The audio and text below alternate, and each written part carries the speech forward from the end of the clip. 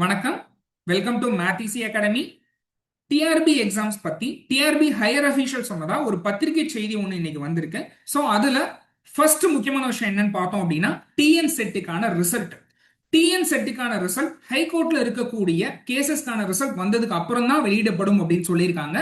அந்த ரிசல்ட்டை தொடர்ந்து அப்படியே ஆர்ட்ஸ் அண்ட் சயின்ஸ்க்கான டிஆர்பி எக்ஸாமும் கண்டக்ட் பண்ணப்படும் அப்படின்னு சொல்லியிருக்காங்க. அடுத்த ரெண்டாவது முக்கியமான விஷயம் என்னன்னு பார்த்தோம்னா நம்ம எல்லாருமே எதிர்பார்த்துக்கிட்டு இருந்த பிஜிடிஆர்பி எக்ஸாம். பிஜிடிஆர்பி எக்ஸாம் இந்த வருஷம் ஆனுவல் பிளானர்ல கொடுத்த மாதிரி ஆகஸ்ட் மாசம் கண்டிப்பா நோட்டிபிகேஷன் வந்துரும் அப்படின்னு சொல்லியிருக்காங்க. அதுக்கான முன்னேற்பாடுகள்லாம் நடந்துகிட்டு இருக்கதாகவும் சொல்லியிருக்காங்க. அண்ட் ஆல்ரெடி 1915 வேகன்சி நமக்கு சொல்லியிருந்தாங்க. அது கண்டிப்பா இன்க்ரீஸ் ஆகவும் வாய்ப்பு இருக்கு அப்படின்னு சொல்லியிருக்காங்க. இது ரொம்பவே நல்ல விஷயம் தான். ஸோ நம்ம என்ன பண்ணணும்?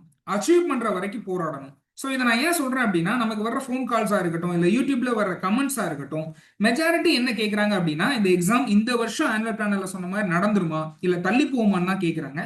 ஸோ உங்க எல்லாருக்கும் நான் சொல்றது என்ன அப்படின்னா வாய்ப்பு எப்போ வரும்னு நம்மளால கண்டிப்பா ப்ரெடிக்ட் பண்ண முடியாது. பட் வாய்ப்பு எப்போ வந்தாலும் அந்த வாய்ப்பை இருக பிடிச்சி நம்ம கோலை அச்சீவ் பண்றதுக்கு நம்மளை தயார் நிலையில வச்சுக்க முடியும். ஸோ அதை ஃபர்ஸ்ட் நம்ம எல்லாரும் கண்டிப்பா பண்ணணும். எக்ஸாம் கண்டிப்பா நடக்கத்தான் போகுது.